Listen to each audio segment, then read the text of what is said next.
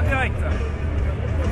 Bonjour à tous et bienvenue pour ce nouveau direct sur la page Facebook du Monde. Je m'appelle Marc Bettinelli, je suis journaliste au Monde donc et je me trouve en compagnie de mon collègue Pierre Trouvé qui est derrière la caméra en ce moment, place de la République à Paris pour la manifestation organisée par les forces de l'ordre, une manifestation qui a été appelée pour répondre à ce qu'ils appellent la haine anti-flic et donc un climat délétère qui s'est installé petit à petit ces 2 derniers mois au fil des manifestations contre la loi travail et des rassemblements Nuit debout, des rassemblements et des manifestations qui ont été émaillés de violences entre les casseurs et les forces de l'ordre et donc un climat délétère qui s'est installé petit à petit avec des slogans qui ont été répétés, tout le monde déteste la police, on y pense notamment. Alors, nous, au programme, on va essayer d'interroger plusieurs membres des forces de l'ordre ici qui ont participé à ces manifestations et qui ont souhaité être présents aujourd'hui à Paris. Alors, c'est un rassemblement qui n'a pas lieu uniquement à Paris, on a dans toute la France. Nous, on est à Paris. On va interroger des policiers qui étaient présents dans ces manifestations. On est déjà entré en contact avec eux. On devrait interroger des CRS, des membres de la BAC, la Brigade Anticriminalité, mais également des compagnies d'intervention. On va d'ailleurs commencer tout de suite avec Quentin Gourdin, qui est membre de la compagnie d'intervention et de sécurisation à Paris dans le 17e. Et donc on va leur demander de témoigner, de nous dire comment se sont déroulés pour eux ces derniers mois, comment est-ce qu'ils ont vécu ce climat délétère qui s'est installé petit à petit. Et donc on va leur demander de nous raconter leur quotidien. Vous pouvez nous transmettre vos commentaires, vous pouvez nous transmettre vos questions. Bien entendu, je vais vous demander d'être constructif. On est aujourd'hui dans une logique de compréhension, pas d'affrontement. Mais n'hésitez pas à commenter et à poser vos questions à nos invités. On commence tout de suite avec Quentin. Quentin, bonjour. Bonjour. Bon alors, Quentin, je vous avoue que je suis pas professionnel des différentes compagnies qui existent au sein de la police. Déjà, vous, rapidement, de quel groupe vous faites partie et qu'est-ce que c'est votre mission? Alors moi, je suis à la CSI 75, la compagnie de sécurisation et d'intervention de Paris. Notre but, c'est de lutter contre les violences urbaines et également de faire de l'anticrime sur Paris. Ouais, vous êtes nombreux? On est environ 200 sur Paris. Ouais. Qu'est-ce qui vous distingue alors des CRS, de la BAC, etc.? Alors surtout notre polyvalence en fait, c'est qu'on est censé savoir faire tous les corps de métier, du maintien de l'ordre, de la violence urbaine, de la patrouille anti-crime comme font les BAC, mais également d'autres missions auxquelles on est formé. C'est-à-dire que c'est pas uniquement du travail lors des manifestations quand il y a des affrontements? C'est pas uniquement du travail, non, pendant les manifestations. Lorsqu'il y a des manifestations violentes, on nous appelle.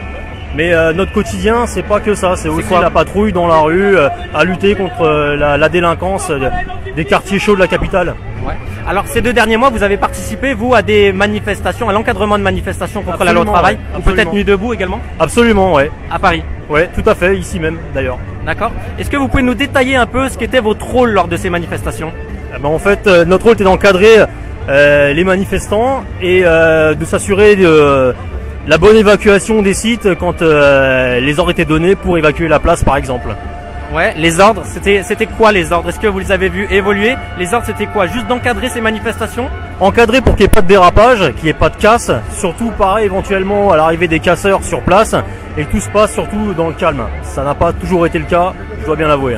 Ouais, vous pouvez nous raconter un peu ce qui s'est passé, comment vous avez vu la situation évoluer, peut-être des premières manifestations en mars jusqu'à les dernières, la dernière c'était mardi. Si vous voulez, la manifestation de base, celle qui est demandée par les syndicats, celle-ci se passe toujours très bien, il n'y a aucun souci, c'est encadré, c'est calme.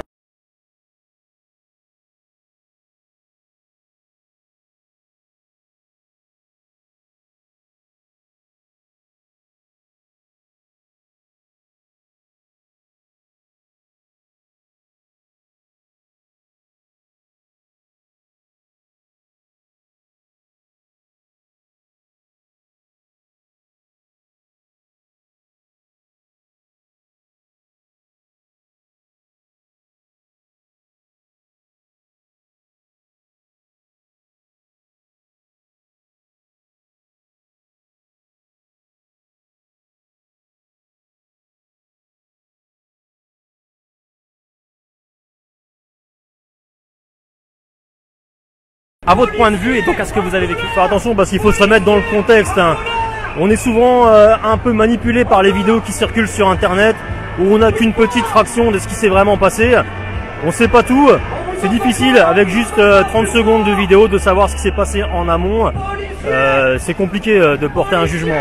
Ouais, mais est-ce que ce qui se passe en amont justifie une violence de la part de la police qui doit encadrer? Dans une manifestation, il peut y avoir deux stades. Il y a un stade de maintien de l'ordre pur. Le maintien de l'ordre, c'est la manifestation encadrée, calme et sereine, comme on le voit la plupart du temps sur Paris. Elle peut dégénérer et passer en violence urbaine. La violence urbaine, c'est un autre degré de la manifestation et celle-là nécessite l'emploi de la force pour rétablir l'ordre public et le calme. Vous, qu'est-ce que vous avez vu dans ces manifestations? On dit donc, et je le disais, que la situation a évolué petit à petit. Vous parlez de violence urbaine. Vous avez vu la situation se dégrader au fil du temps? Absolument. À la fin des cortèges, généralement, on voyait les vrais manifestants partir, quitter les cortèges et des casseurs qui arrivaient clairement habillés tout en noir avec le visage masqué et qui étaient venus uniquement pour en découdre avec la police. Uniquement. Comment ça se passe dans ces cas-là? C'est là où on a affaire justement à ces violences urbaines, où on est obligé de se préparer, à s'équiper et malheureusement on se prépare à l'affrontement parce qu'ils viennent clairement en découdre. Ils n'ont pas de revendication sociale, ils viennent seulement pour se battre. Est-ce que vous pouvez nous en dire un peu plus, vous, comment ça s'est passé ces jours-là, quelles étaient les conditions de travail? Tout le monde n'a pas participé aux manifestations, on a du mal à se rendre compte que ça peut être le quotidien d'un policier qui peut-être y est habitué ou pas. Tout à fait. Alors là, je vais vraiment parler pour notre service à nous. Le problème, c'est que on a été employé sur une manifestation quasiment tous les 2 jours. Et entre-temps, il faut qu'on gère aussi les missions du quotidien. C'est-à-dire que les jours où il n'y a pas de manifestation, on chasse le criminel et le bandit dans les quartiers chauds de la capitale. Et ponctuellement,